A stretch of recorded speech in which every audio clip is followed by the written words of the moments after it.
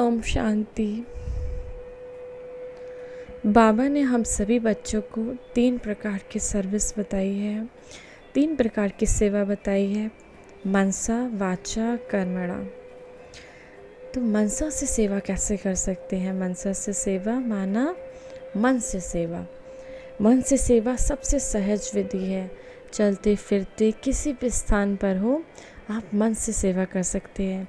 किसी भी संकल्प में स्थित होकर, जैसे मैं एक शांत स्वरूप आत्मा हूँ, मैं एक प्रेम स्वरूप आत्मा हूँ, मैं एक सुख स्वरूप आत्मा हूँ। इस तरह के जब संकल्प आप मन ही मन ले रहे होते हैं, तो आप शांति के वाइब्रेशंस, प्रेम के वाइब्रेशंस, सुख के वाइब्रेशंस चारों ओर के वायुमंडल में फैला रहे होते हैं। तो उन वाइब्रेशंस से कितनी आत्माओं की सेवा होती है, अनेकों नेक आत्माओं की सेवा कर रहे होते हैं। तो ये हो गया मन की सेवा। मन की सेवा से प्राप्ति क्या होती है? मनसा सेवा से, मनसा सेवा से जब आप मनसा सेवा करते हो तो आपको आपके संकल्पों पर सिद्धि प्राप्त हो जाती है। जैसे जो संकल्प आप लेते हो वो प्रत्यक्ष होने लगते हैं, धीरे धीरे वो संकल्प प्रत्यक्ष होने लगते हैं। दूसरा संकल्प, आप किसी भी स्थिति में अपने मन को टिका सकते हो। कोई भी व्यर्थ संकल्प आपके मन में चल नहीं सकता, तो आपको संकल्पों पर सिद्धि प्राप्त हो जाती है। दूसरी सेवा बाबा ने बताई वाचा की सेवा। तो वाचा की सेवा कैसे कर सकते हैं? बाबा ने कहा जो बाबा का ज्ञान है, बाबा की मुरलियाँ, बाबा के ज्ञान जब आप दूसरों को सुनाते हो तो आपको एक एक वाचा, एक एक वचन रत्न के समान वैल्यूएबल होने लगता है।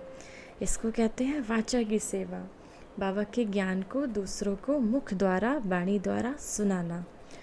आपके एक एक वचन के लिए जब आप वाचा से सेवा करते हो, तो वाचा से सेवा करने वाले बच्चे के एक एक वचन की अनेकों नेक आत्माएं प्यासी होती हैं, तरसती हैं।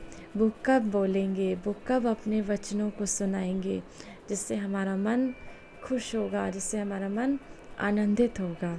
तो ये हो गई वाचा की सेवा। वाचा की सेवा से प्राप्ति क्या होती है? आपको स्वतः ही खुशी रहती है। खुशी पाने के लिए आपको कुछ प्रयत्न नहीं करना पड़ता, क्योंकि आपने वाणी के द्वारा अनेक आत्माओं की सेवा की होती है। तो आपको मन ही मन अनेक आत्माओं की आशीर्वाद मिलती है, दुआएं मिलती हैं, जिससे आप खुशी का अनुभव करते हो। उसके लिए किसी भी प्रकार के प्रयत्न की आवश्यकता नहीं होती। तीसरी सेवा है कर्मणा से सेवा। कर्मणा से सेवा कैसे माना? कर्म से सेवा। कर्म से सेवा कैसे कर सकते हैं? अपने चाल से, चलन से, बोली से, व्यवहार से ऐसा व्यवहार करना जिसमें फरिश्ता स्वरूप दिखाई दे। माना जब जितना जितना हमारा व्यवहार सरल चित्त होता जाता है, हम चाल से, चलन से, चेहरे से सेवा करते हैं, अपने कर्म द्वारा बाबा की सेवा करते हैं, उससे क्या होता है कि हमारे स्वरूप में फरिश्तापन झलकने लगता है। हमारे स्वरूप में फरिश्तापन झलकने लगता है। दूसरा, हम सर्व आत्माओं की दुआएं प्राप्त करने लगते हैं। सभी की दुआएं हमें स्वतः ही प्राप्त होती हैं। उससे हम वरदानी मूर्त बन जाते हैं। एक तो फरिश्ता स्वरूप झलकने लगता है। आपका चेहरा कैसे लगने लगता है? फरिश्ता स्वरूप। ब्रह्मा बाबा की कोई भी तस्वीर देखिए, ऐसा लगता है जैसे कि कितना सुंदर फरिश्ता है। तो बाबा ने तो मनसा, कर्मणा, वाचा तीनों से ही सेवा की है। तो बाबा ने कहा कि इस तरह से सेवा करने से, जब आप कर्मणा से भी बाबा सेवा करते थे तो ऐसा लगता था जैसे कोई फरिश्ता चल रहा हो। आपकी चाल ऐसी होनी चाहिए, आपकी चलन ऐसी हो जिसे देखकर और आत्माएं लाभान्वित हो, खुशी महसूस करें, शांति का अनुभव महसूस करें, सुख का महसूस करें।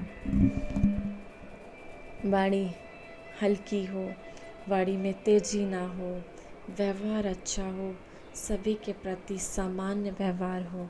ये हो गई आपकी कर्मणा की सेवा। तो तीनों ही सेवाएं हम ब्राह्मण आत्माओं के लिए आवश्यक हैं। अगर तीनों सेवा में से एक भी सेवा के आप पात्र बनते हैं तो सर्वात्माओं की दुआओं के पात्र बनते हैं। ये है बाबा के बताए द्वारा सेवा। ओम शांति।